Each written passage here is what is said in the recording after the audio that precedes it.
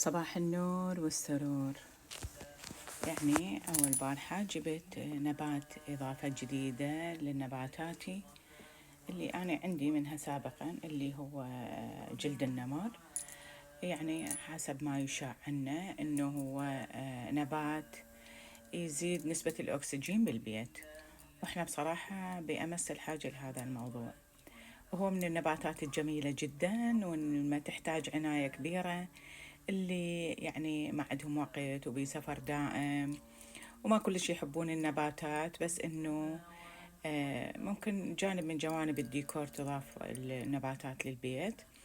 فبالإمكان إنه استخدام هذا النوع من النبات. النبات قليل العناية، جميل المظهر، ذو فائدة لأنه يزيد نسبة الأكسجين بمنازلنا. طبعا هو نبات جلد النمر ممكن يعيش بالحديقة الخارجية وممكن إنه داخل البيت.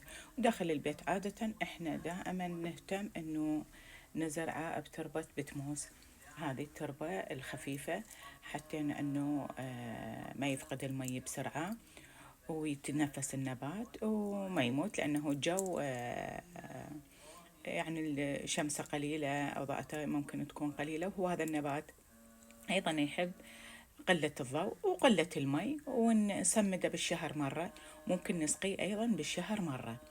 وهو بعدة أنواع بهذا النوع اللي يكون أوراقه طويلة جدا، وأكو أنواع يكون الأطوال أقل، وأكو من القزمي. فحسب إنه مكانكم شنو مكانكم إيش يستوعب بالإمكان استخدامه وبكل يعني محتويات البيت، وممكن تحطوه حتى بغرف النوم. النبات حلو، يضيف حياة للمكان ويضيف لنا أكسجين، فإنه لا تترددون باقتناء هذه النبتة الجميلة من جلد النمر، وإضافة لمسة حلوة إلى منازلكم وديكور منازلكم. ونهاركم سعيد.